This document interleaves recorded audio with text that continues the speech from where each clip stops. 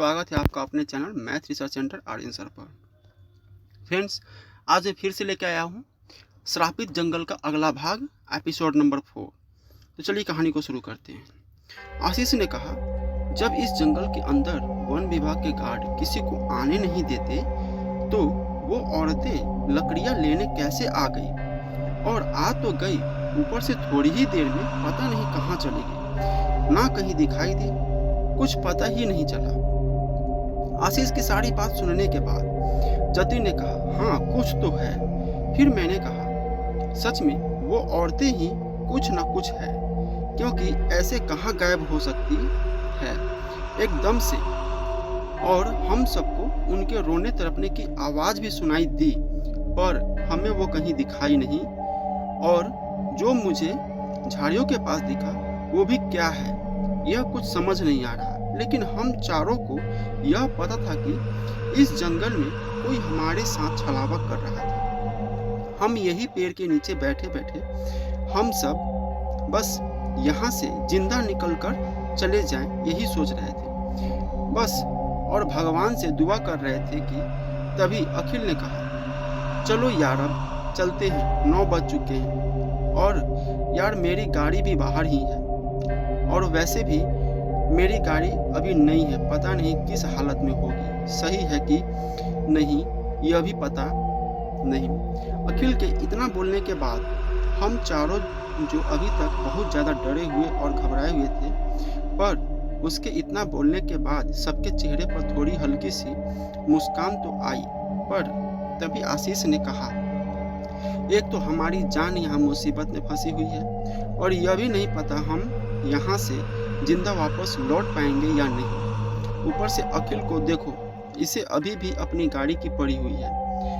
आशीष के इतना बोलने के बाद हम चारों अपनी अपनी जगह से उठे और आगे की तरफ जैसे ही जाने को हुए कि तभी मेरी नज़र पेड़ के ऊपर पड़ी, तो जैसे मेरी आंखें फटी की फटी रह गई हो। उसके बाद मैंने तुरंत अपनी फ़ोन की फ्लैश लाइट पेड़ की तरफ मारी तो मेरे होश ही उड़ गए। फिर उसके बाद मैं तुरंत आगे की तरफ भागने लगा कि तभी मुझे जतिन और अखिल ने पकड़ लिया और कहा, संतोष क्या हुआ, तुझे ऐसे क्यों भाग रहा है।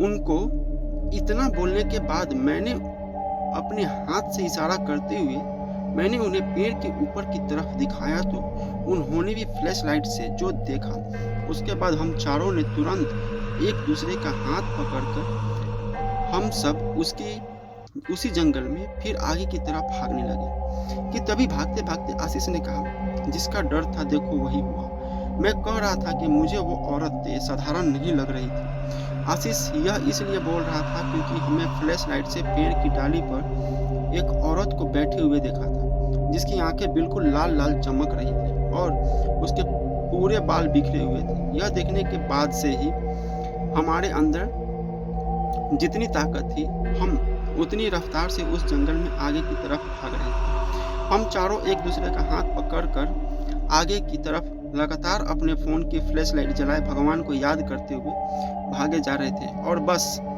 यही कह रहे थे कि हे भगवान, जिंदा वापस निकाल दो बस इस जंगल से हमें, क्योंकि हमने यह तो तय कर लिया था कि अब कभी ज़िंदगी में किसी जंगल में तो घूमने नहीं जाएंगे।